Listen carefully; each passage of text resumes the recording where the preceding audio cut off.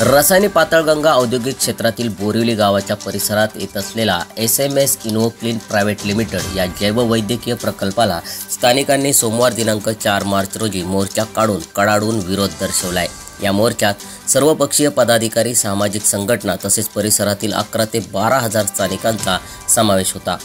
बोरिवलीतील गावदेवी मंदिरात बोरिवली ग्रामस्थ आणि रसायने पाताळगंगा परिसरातील 11 ते 12 हजार ग्रामस्थ, स्थानिक नेते आदी या ठिकाणी उपस्थित होते। आमच्या पुढच्या पिढीच्या भविष्य उज्ज्वल करण्यासाठी आणि स्वच्छ श्वास आणि आम्हाला आरोग्य, आमचा निसर्ग, सुंदर निसर्ग, आरोग्य आणि आमचा पूर्ण पाताळगंगा परिसर हा स्वच्छ सुंदर करण्यासाठी आम्हाला हा SMS कंपनीला आम्ही हद्दपार केल्याशिवाय राहणारच नाही आणि वेळ पडली तर आम्ही इथे आत्मदहनही करू। मी दिवसाची रात्र केली आहे आणि प्रथमतः सांगायचं म्हटलं, आम्ही सरकारकडे कुठल्या मागणीसाठी नाही, तर सरकारने एवढी महागाई करून ठेवलेली आहे, एक सामान्य माणूस सुद्धा ती पेलवू शकत नाही। आमचं एवढंच म्हणणं आहे की आम्ही काय महागाई आमच्या जीवाच्या वर उठलेले आहे।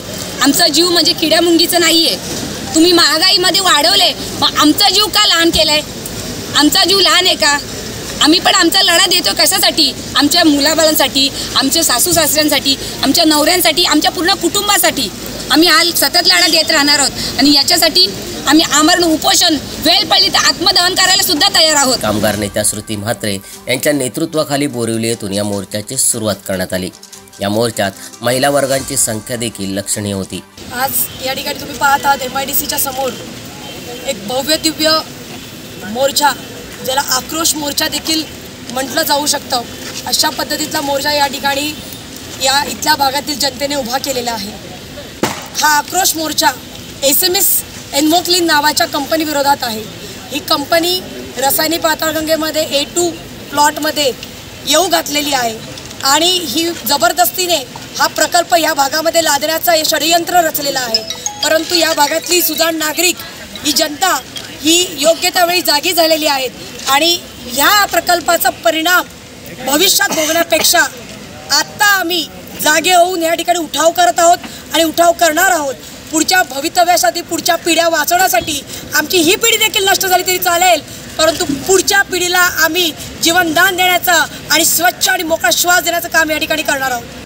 SMS इनोक्लीन प्रायव्हेट लिमिटेड कंपनीच्या विरोधात आणि MIDC प्रशासनाच्या विरोधात घोषणाबाजी करीत हा प्रकल्प पाताळगंगा परिसरात नको याबाबत चले जावच्या घोषणांनी परिसर दणाणला होता। बोरिवलीहून निघालेला हा मोर्चा रिलायन्स मार्गे MIDC कार्यालय येथे धडकला। यात गोवंडी येथे असणारा हा मानवी जीवास घातक असा प्रकल्प रसायने पाताळगंगा विभागात नको असा निर्णय परिसरातील नागरिकांनी घेतला होता। 2.5 ते 3 किलोमीटरचा रस्ता नागरिकांनी भरगच्च भरल्याने काही काळ वाहतूक खोळंबली होती। यावेळी मोर्चाला पाठिंबा देण्यासाठी कामगार नेते आमदार भाई जगताप, विधान परिषदेचे आमदार जयंत पाटील, उरण मतदारसंघाचे माजी आमदार मनोहर भोईर, कर्जत खालापूरचे माजी आमदार सुरेश लाड यांच्यासह तालुक्यातील सर्वपक्षीय पदाधिकारी उपस्थित होते। मला फक्त एक स्वच्छ श्वास पाहिजे। जर आम्हाला शुद्ध श्वास घेण्याचा सुद्धा अधिकार नसेल तर मग आम्हाला अधिकार तरी कसला?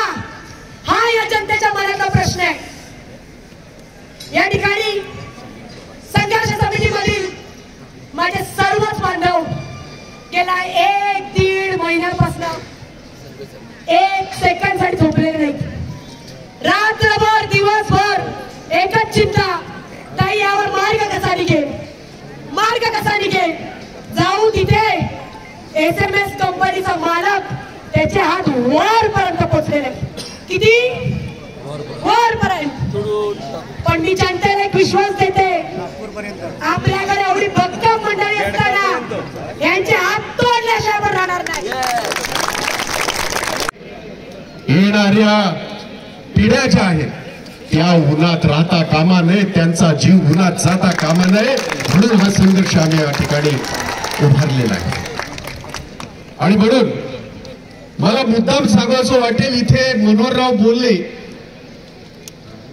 विषय तोच आहे, आयुध वेगळी वेगळी आहे। आपण हातपाय तोडायच्या भाषा नका करू आता, कारण डॉक्टर बाबासाहेब आंबेडकरांनी तुम्हाला आणि आम्हाला त्यांचं सगळं तोडायला एक मत दिलेलं आहे, ते वापरा, सगळं तुमचं जाईल, हातच पाय काय साफ। आणि हो, हे सांगायला अजिबात विसरणार नाही, ज्या भाषेमध्ये तुम्ही सवाल कराल त्या भाषेमध्ये व्याजासहित उत्तर देण्याची ताकद रायगडकरांच्यात आहे, आमच्या ह्या नागरिकांमध्ये, हेही मला सांगावंसं वाटेल. या दरम्यान संघर्ष समिती आणि आंदोलकांद्वारे MIDC area manager VS Thakur आणि उपअभियंता राऊत यांना कंपनी विरोधात निवेदन देण्यात आले. यावेळी संघर्ष समितीचे युवक, सर्वपक्षीय नेते आणि कार्यकर्ते उपस्थित होते. तर रसायनी पोलीस ठाण्याचे वरिष्ठ पोलीस निरीक्षक संजय बांगर यांच्या मार्गदर्शनाखाली या मोर्चाला चोख पोलीस बंदोबस्त देण्यात आला होता. सम्राट मराठी लाईव्हसाठी ब्युरो रिपोर्ट, रसायनी.